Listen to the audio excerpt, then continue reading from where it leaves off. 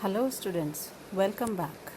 Today we are going to start with the second chapter of your supplementary reader Moments, and the chapter name is The Adventures of ToTo. Now, who is ToTo here? ToTo is a monkey. Children, like we keep so many kinds of pets: horses, dogs, birds, cats, but keeping a monkey as a pet is something very strange. And here, the author's grandfather kept ToTo the monkey as a pet. And it's a very humorous and adventurous story of a very naughty monkey named ToTo. The writer's grandfather, who is the writer here? He is Ruskin Bond.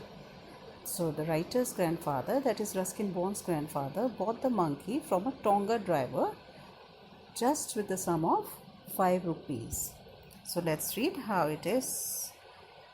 Grandfather bought ToTo from a Tonga driver for the sum of 5 rupees. The Tonga driver used to keep the little red monkey tied to a feeding trough, and the monkey looked so out of place there that grandfather decided he would add the little fellow to his private zoo. And from this para, we can make out that grandfather bought bought ToTo from a Tonga driver for the sum of just 5 rupees. It's in the old story, so 5 rupees was a good amount at that time. And the Tonga driver used to keep that little man tied to a feeding trough. Feeding trough is where where you a large container which is used for feeding animals, and he used to tie it so that he could not run away. So when the writer's grandfather saw the monkey, he developed a desire to add him to his collection of animals which he had in his zoo at home. A private zoo means he had his own zoo. ToTo was a pretty monkey. His bright eyes sparkled with mischief beneath deep-set eyebrows, and his teeth, which were a pearly white, were very often displayed in a smile that frightened the life out of elderly Anglo-Indian ladies. So from this line, students, you can make out that the story is set when the Britishers were ruling us. They were Anglo-Indian ladies used to roam around, used to walk out over there. But his hand looked dried up as though they had been picked in the sun for many years. Yet his fingers were quick and wicked, and his tail, while adding to his good looks, also served as a third hand. He could use it to hang from a branch, and it was capable of scooping up any delicacy that might be out of the reach. So the writer, gives a description of ToTo, and they found him very pretty. And what's the description? That he had bright, shiny eyes which were full of mischief. That shows that he was obviously very naughty. And ToTo's hands were dry and wrinkled, but his fingers were quite active. He had a long tail, and the author's grandfather used to believe that his tail has added to the good looks of ToTo. ToTo's tail was like a third hand for him. He used to, grab things from his two hands and use his tail also to hang from the branch of a tree, and also used to lift objects which were beyond his hand's reach because his tail was pretty long. Grandmother always first when grandfather bought some new bird or animal. So it was decided that ToTo's presence should be kept a secret from her until she was in a particularly good mood. Grandfather and I here is the author, put him away in a little closet opening into my bedroom wall, where he was tied securely, or so we thought, to a peg fastened into the wall. Peg is a hook, or you can say, the nail kind of thing. So the writer's grandmother was against grandfather's attitude of, bringing new pets. He had lots of birds and other animals in his zoo. So grandfather thought that grandmother would probably be angry when he is going to disclose that he is bringing a monkey. So both grandson, that is Ruskin Bond, and his grandfather decided that they would conceal this fact from her until she was in a good mood. So what they did, they just secured ToTo in a little cupboard in the writer's room. And in order to be sure that Toto did not escape, they tied him to a hook in the wall. A few hours later, when grandfather and I came back to release Toto, we found all the walls, which had been covered with some ornamental paper chosen by grandfather, now stood out as naked brick and plaster. The peg in the wall had been wrenched from its socket, and my school blazer, which had been hanging there, was in shreds. I wondered what grandmother would say, but grandfather didn't worry. He seemed pleased with Toto's performance. So, with this paragraph, students, you can make out that grandfather was so fond of animals, and especially this particular monkey, that seeing all the disaster that he had done, he was pretty happy. He thought that, he is quite an active monkey. Uh, and what all disaster he did, he just torn the decorative wallpaper, broken the hook, and torn the blazer, the writer's blazer, into thin pieces. And now look at grandfather's comment, what he said. He's clever, said grandfather. Given time, I'm sure he would have tied the torn pieces of your blazer into a rope and made his escape from the window. So this is what the grandfather thought, that if he could have been given some more time, what he could have done, he could have just torn the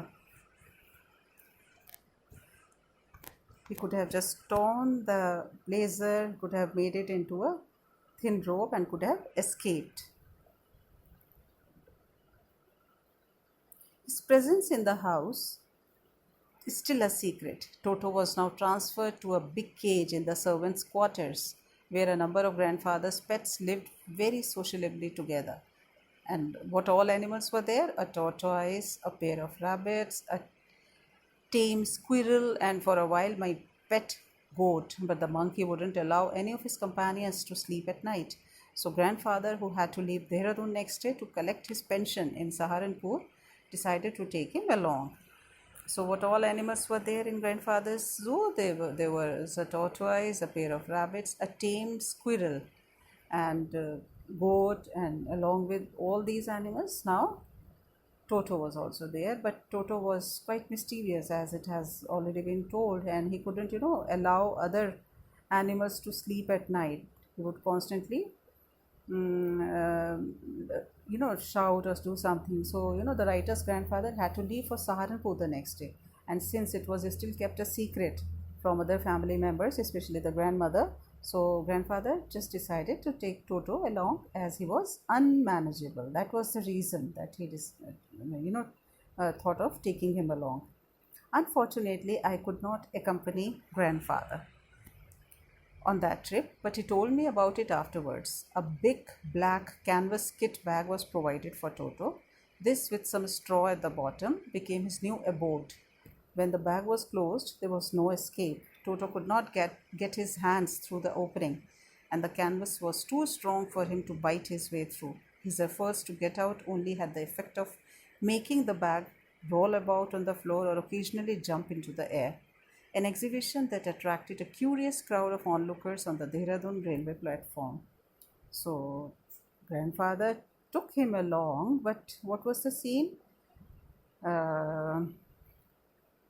He was kept in a bag which was made of a strong material, and grandfather put some dry grass at the bottom of the bag, so that he should feel comfortable. And on the trip, the bag would be Toto's home. Abode means home, as he would be living in it, he would be traveling in it. The bag had a zipper, and the writer's grandfather ensured that when the bag was closed, Toto would not be able to escape out of it, and neither could he come out of opening, as it was closed with a zipper.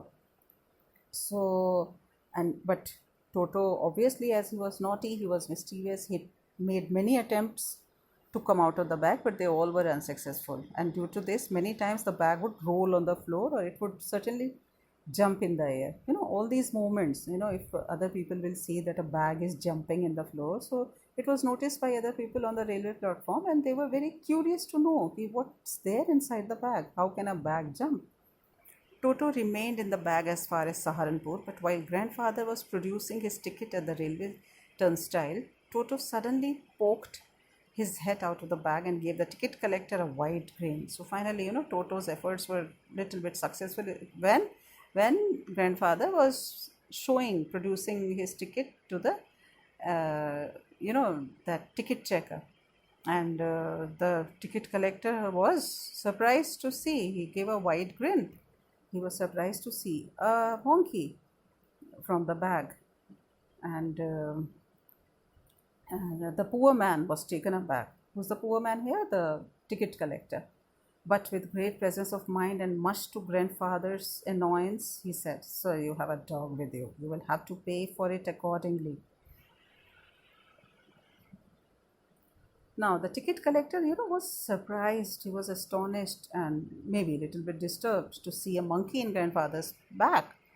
He recovered quickly and asked grandfather to pay the ticket money for traveling with the dog. Now, obviously, he was not a dog.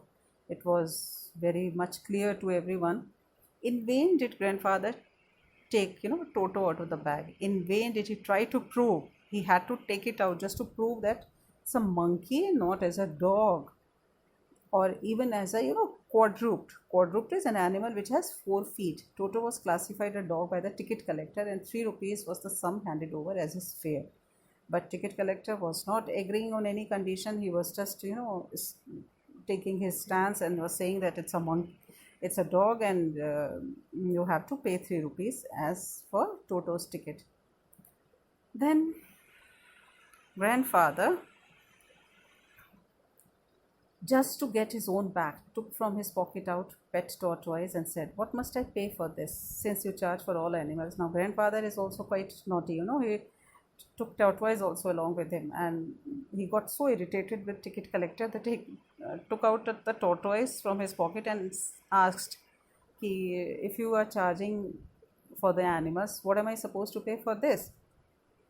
Grandfather was very disappointed. The ticket collector looked closely at the tortoise, prodded it with the forefinger, gave grandfather a pleased and triumphant look, and "No charge, it's not a dog." So it's a very funny comment by the ticket collector, as he got irritated, and so he saw it carefully and said that it's not a dog, so you can just carry it free of cost. So this is how.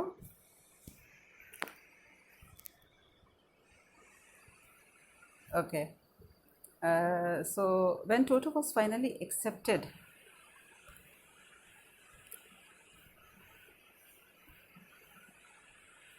when Toto, all right, when Toto was finally accepted by grandmother, he was given a comfortable home in the stable, where he had for a companion the family donkey Nana. On Toto's first night in the stable, grandfather paid him a visit to see if he was comfortable. To his surprise, he found Nana without apparent cause, pulling at her halter and trying to keep her head as far as possible from a bundle of hay. And so finally, that grandfather came back from Saharanpur after collecting his pension, and now when after reaching home, it was disclosed to his grandmother, and grandmother obviously had to accept the monkey as a pet, and there he was kept in a stable. The stable, as you all know, is a place for keeping horses, and halter is a strap or loop placed around the head of a horse, a kind of loop. You must have seen with the in a horse cart, it's tied to the horse. So the writer's grandmother finally came to know of Toto's presence, and it was kept in the stable along with the family donkey. Its name was Nana. On the first night in the stable, grandfather visited Toto. He found Nana restless, pulling its rope in order to stay away from the heap of hay. Grandfather gave Nana a slap across her haunches, and she jerked back, dragging Toto with her. He had fastened onto her long ears with his sharp little teeth.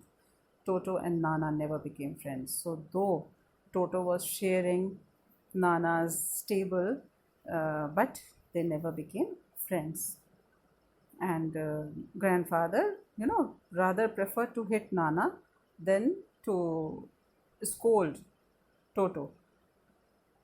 A great treat for Toto during cold winter evenings was the large bowl of warm water given him by grandfather for his bath. He would cunningly test the temperature with his hand, then gradually step into the bath, first on foot, then the other, as he had seen me doing, until he was into the water up to his neck. Once comfortable, he would take the soap in his hand or feet and rub himself all over. When the water became cold, he would get out and run as quickly as he would to the kitchen fire in order to dry himself. If anyone laughed at him during his performance, Toto's feelings would be hurt and he would refuse to go on with his bath. One day, Toto nearly succeeded in boiling himself alive.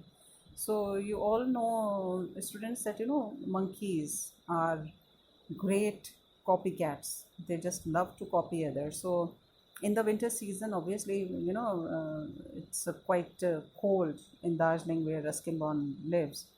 So in winter season, Toto enjoyed having a warm bath. So he would pretend to be selfish, and before starting his bath, he would check the temperature of the water. As you know, we human beings check by dipping our fingers. So what he would do, he would copy the writer and stepped into the tub 1 foot at a time.